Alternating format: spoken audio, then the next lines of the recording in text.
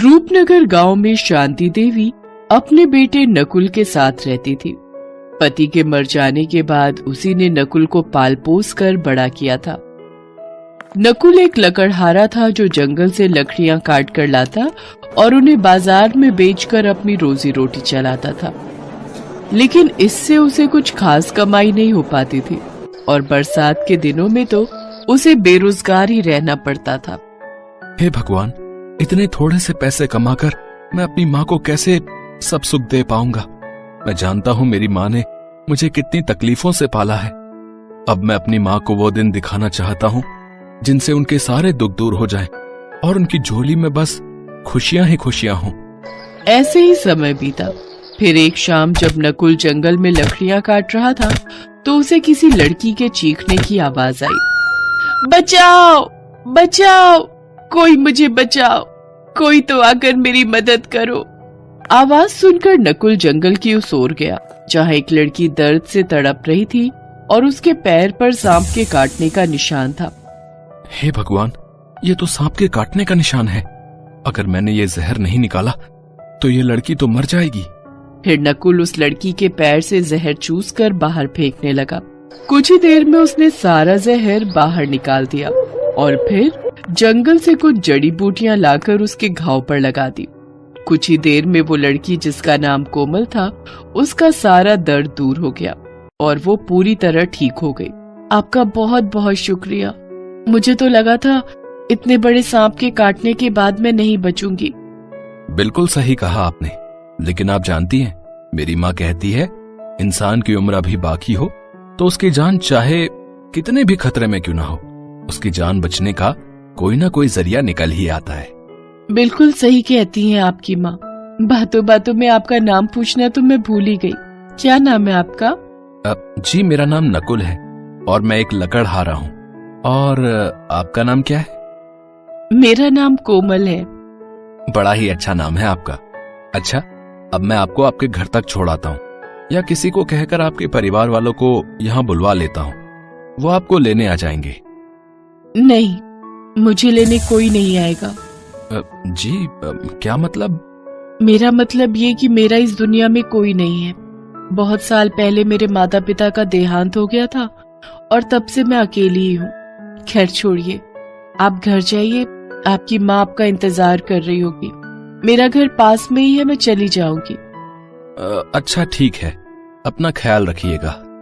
ये कहकर दोनों अपने अपने रास्ते चल पड़ते हैं। लेकिन नकुल की सादगी देख कोमल को उससे प्यार हो जाता है और अब वो हर रोज नकुल से मिलने जंगल आती है। कुछ ही दिनों में दोनों अच्छे दोस्त बन गए। फिर एक रोज कोमल ने नकुल से कहा, नकुल जी, मैं अब इस बड़ी सी दुनिया में अकेले नहीं रहना चाहती। मुझे भी एक माँ और प्यार करने वाला पति चाहिए। जी, आप कहना क्या चाहती हैं? साफ साफ कहिए। साफ साफ शब्दों में कहूँ तो मुझे आपसे प्यार हो गया है और मैं आपसे शादी करना चाहती हूँ। देखिए कोमल जी, आप एक अच्छे घर से हैं और मैं ठहरा एक गरीब। मैं आपको वो सब खुशियां नहीं दे पाऊंगा। नकुल जी, आप बहुत ही भले इंसान हैं। जो खुशी मुझे आपसे मिलेगी वो पैसों से नहीं मिल पाएगी। और रही बात पैसों की, तो अमीरी गरीबी से मुझे फर्क नहीं पड़ता। कहिए नकुल जी, क्या आप मुझे अपनी दुल्हन बनाएंगे?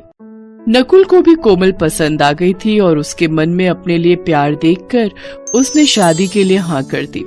फिर दोनों ने शिवजी के मंदिर में जाकर ब्याह कर लिया। कोमल भले ही एक बड़े घर की लड़की थी, लेकिन अपनी अमीरी का उसे जरा भी घमंड नहीं था। अपनी अमीर बहू का स्वागत करते हुए शांति देवी ने उससे कहा, हमारी गरीब कुटिया में तेरा स्वागत है बहू। देख बहू, जो भी तेरा मायके में पैसा है वो आज भी तेरा ही है। हमें उसमें से 1 रुपया भी नहीं चाहिए। बहुत अच्छे से जानती हूँ माँ जी कि आप दोनों जरा भी लालची नहीं हो और आप लोगों की यही खूबी मुझे भा गई। इसी तरह कोमल एक गरीब ससुराल में ब्याह करा गई। अब वो अपने पति के साथ उस छोटे से घर में खुश थी, लेकिन उसकी शादी के बाद उस घर में अजीब सी घटनाएं होने लगी। जैसे या तो सारा दूध खत्म हो जाता, या कभी सांप जैसी स्मेल आती, या फिर घर में रात को हिस हिस यानी कि सांप की ध्वनि की आवाज आती। आज सुबह ही तो दूध निकाला था गैया से, फिर शाम होते होते ये खत्म कैसे हो गया? मेरी तो कुछ समझ नहीं आ रहा। हो सकता है बुढ़ापे की उम्र है, मैं ही भूल गई हूँ। ऐसे ही कुछ महीने बीते। फिर एक रोज नाग पंचमी की रात जब कोमल सो रही थी तो उसके सपने में एक नागरानी आई जो उससे कहने लगी, कोमल, मैं जानती हूँ तुम शिव भोले की भक्त हो। उस रोज जंगल में मैंने ही तुम्हें काटा था। दरअसल उस समय एक सपेरा मेरा पीछा कर रहा था और उससे बचने के लिए मुझे कोई और रास्ता नहीं सूझा, इसलिए मैंने तुम्हारे अंदर प्रवेश कर लिया। हालांकि मेरे जहर को तुम्हारा शरीर झेल नहीं पा रहा था, जिस कारण तुम्हें दर्द होने लगा। फिर नकुल ने तुम्हारे शरीर से जहर निकाला। लेकिन आज नाग पंचमी है, आज मुझे कोई खतरा नहीं। आज मेरी शक्तियां बहुत बढ़ गई हैं, इसलिए अब मैं सुरक्षित अपने लोक यानी कि नागलोक वापस जा सकती हूँ। पर जाने से पहले मैं तुम्हें कुछ देना चाहती हूँ। उठो कोमल। इसके बाद कोमल नींद में ही खड़ी हो गई और फिर देखते ही देखते वो आधी नागिन बन गई। फिर वो रसोई की तरफ चली गई। इनकी गैया का दूध बड़ा ही स्वादिष्ट होता है, जाने से पहले एक बार इसे पी लेती हूँ। उस नागिन ने वहां रखा दूध पिया और इसके बाद अपना मुंह खोला, जिसमें से ढेर सारे सोने के सिक्कों की बारिश होने लगी। देखते ही देखते उनकी रसोई में सोने के सिक्कों का ढेर लग गया। पानी लेने आई शांति और अपनी पत्नी को ढूंढते हुए नकुल भी रसोई में आ गए थे, जो पीछे की तरफ खड़े होकर ये सब नजारा देख रहे थे। फिर अपनी बहू को नागिन रूप में देख शांति जोर से चिल्लाई, सांप! मेरी बहू नागिन! नागिन निकली मेरी बहू! इसके बाद नागरानी ने उन दोनों को सारी सच्चाई बताई। आप घबराए नहीं माँ जी, इतने दिन कोमल के शरीर में जो मैं रही हूँ, उसके बदले में ये सोने के सिक्के मेरी तरफ से एक छोटी सी भेंट है।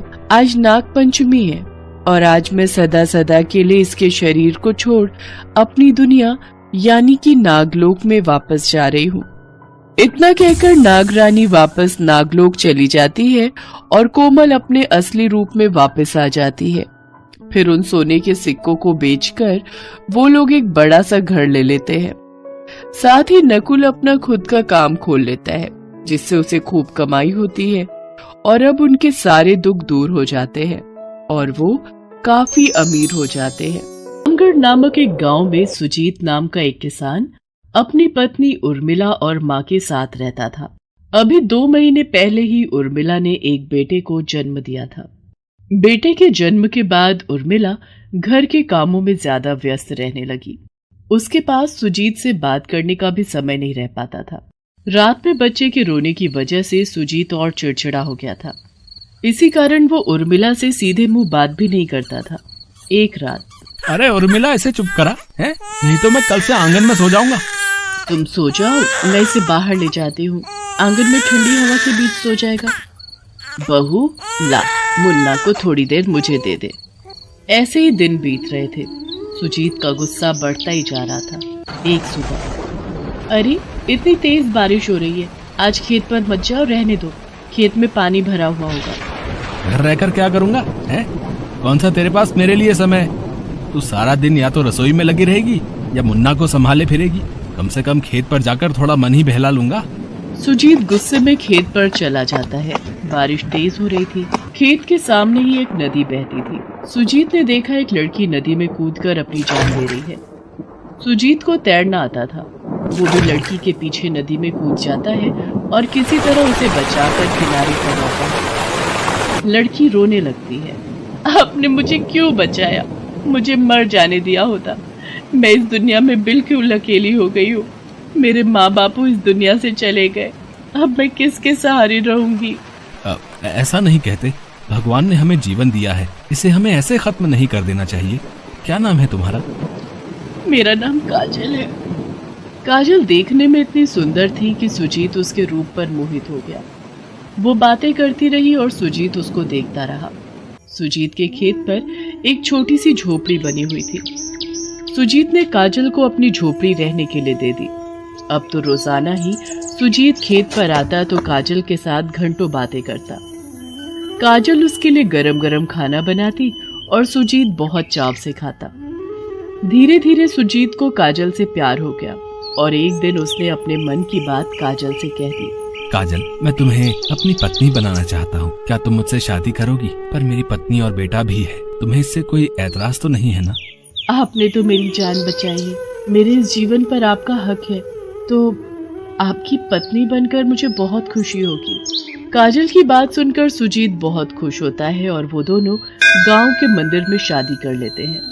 ये बात जब उर्मिला और सुजीत की माँ को पता चलती है तो उन दोनों के पैरों तले से जमीन खिसक जाती है। काजल उर्मिला की सौतन बनकर घर में आ जाती है। अब तो सुजीत हर वक्त काजल के साथ ही समय बिताता था। एक दिन सुजीत को किसी काम से बाहर जाना था। सास अपने कमरे में थी। उर्मिला मुन्ना का दूध गर्म कर रही थी। मुन्ना बाहर आंगन में झूले में सो रहा था। उर्मिला बाहर आई तो उसने देखा कि सांप मुन्ना के बराबर में बैठा है। वो चिल्ला पड़ती है, सांप सांप, कोई मेरे मुन्ना को बचाओ, माँ जी मुन्ना के झूले पर सांप है। क्या सांप? हे भगवान, कहाँ है सांप? बहू, मुन्ना के झूले पर तो कोई नहीं है, लगता है तुम्हें धोखा हुआ है। इतनी देर में सुजीत भी घर आ जाता है और काजल अपने कमरे से बाहर आ जाती है। सुजीत, तुम्हारी पत्नी और माँ बहुत परेशान करती हैं। पता नहीं मेरे सोने का समय है और मेरी नींद खराब कर रही हैं। उर्मिला, मैंने तुम्हें कितनी बार कहा है, जब काजल सो रही होती है उस समय कोई शोर नहीं करना, पर तुम हो कि मानती नहीं हो। माँ जी, मैंने सांप यही देखा था, मेरी आंखों का धोखा नहीं हो सकता। जब किसी इंसान की नींद पूरी ना हो तो हर तरफ सांप बिच्छू ही नजर आते हैं। बात आई गई हो जाती है, पर उर्मिला को उसके बाद भी एक दो बार घर में सांप दिखाई दिया। वो इस बात से बहुत डर गई थी। एक रात उर्मिला के सामने एक ऐसी सच्चाई आ जाती है जिसे देखकर उसके रोंगटे खड़े हो जाते हैं। एक रात जब सब सो रहे थे और उर्मिला मुन्ना को गोदी में लेकर आंगन में टहल रही थी, तभी उसकी नजर सुजीत के कमरे की खिड़की पर जाती है। सो जा लाल मेरे, सो जा मीठी मीठी। अरे, ये इतनी रात में काजल बिस्तर से क्यों उठ गई? ये मुंह में क्या चमकती चीज रख रही है? काजल नागिन बन गई? मैं ये सब क्या देख रही हूँ? एक नागिन मेरी सौतन बनकर आई है। ये सब क्या हो रहा है भगवान? मुझे सबको ये सच्चाई बतानी होगी। मेरा शक सही था, ये काजल ही थी जो मुझे नागिन के रूप में दिखाई दे रही थी। अब सबसे पहले मुझे इस मणि को अपने कब्जे में लेना होगा। उर्मिला घबरा जाती है। उसे सबकी जान का खतरा था, इसलिए वो इस बात को नहीं छुपाती और जब काजल किसी काम में लगी हुई थी वो उसकी मणि उठा लेती है। उर्मिला सास और सुजीत के सामने पूरी सच्चाई कह देती है, जिसे सुनकर काजल गुस्से में आ जाती है। ये औरत झूठ बोल रही है, ये हम दोनों से जलती है सुजीत, इसीलिए ये मेरे ऊपर झूठा इल्जाम लगा रही है। मैं कोई नागिन नहीं हूँ, मैं तुम्हारी पत्नी काजल हूँ। इस पर बिल्कुल भी विश्वास मत करना। अगर मैं झूठ बोल रही हूँ तो फिर ये क्या है? ये मणि तो तुम्हारी है ना, जिसे मुंह में रखकर तुम नागिन बनती हो। उर्मिला के हाथ में अपनी मणि देखकर काजल पागलों की तरह चिल्लाने लगती है। ये मणि, ये तुम्हारे पास कैसे आई? इसे मुझे वापस करो, ये मणि मेरी है। काजल, इसका मतलब उर्मिला सच कह रही है, तुम एक नागिन हो? हाँ, मैं हूँ एक नागिन, पर आज ये उर्मिला मेरे हाथों से नहीं बचेगी। मेरी मणि कोई नहीं लेगा। इतना कहते ही काजल उर्मिला के हाथ से मणि छीन लेती है और अपने मुंह में रखकर नागिन बन जाती है। इतनी देर में उर्मिला की सास गांव के सपेरे रघुवंश को बुलाकर ले आती है। रघुवंश अपनी बीन बजाने लगता है, जिसे सुनकर काजल नागिन के रूप में छटपटाने लगती है। सपेरा रघुवंश कुछ मंत्र पढ़कर उस नागिन को पिटारे में बंद कर लेता है। अब घबराने की कोई जरूरत नहीं है, मैंने इस नागिन को पकड़ लिया है, अब इसे दूर जंगल में छोड़ आऊंगा। बाबा, बस एक बार काजल से मैं बात करना चाहता हूँ, क्या आप उसे थोड़ी देर के लिए असली रूप में ला सकते हो? ठीक है, कल तुम लोग मेरे पूजा स्थल पर आना, वहाँ मैं इसे एक शीशे के संदूक में रख दूंगा ताकि अपने रूप में आकर तुम सबको कोई नुकसान न पहुंचा सके। अगले दिन सुजीत उर्मिला और अपनी माँ के साथ सपेरे के पूजा स्थल पर पहुंचता है। नागिन बनी काजल शीशे के संदूक में कैद थी। वो अपने रूप में आती है और सारी सच्चाई बताती है। तुमने ऐसा क्यों किया काजल? तुमने मेरे हंसते खेलते परिवार में फूट डलवा दी। मैं तुम्हारी बातों में आ गया और अपनी पत्नी, माँ और अपने बच्चे से दूर हो गया। तुमने जैसा मेरे साथ किया वैसा कभी किसी के साथ मत करना। मुझे माफ कर दो, मैंने नफरत में ऐसा किया और नफरत ही सब कुछ जलाकर खाक कर देती है। आज से कुछ वर्ष पूर्व मैं अपने नाक के साथ तुम्हारे खेत पर बिल बनाकर रहती थी। तभी खेत की सफाई करते हुए एक किसान ने गलती से मेरे नाक को मार दिया। मैं उस किसान को नहीं पहचान पाई। शायद उसने वो खेत तुम्हें बेच दिया था, पर मुझे तो बदला लेना था।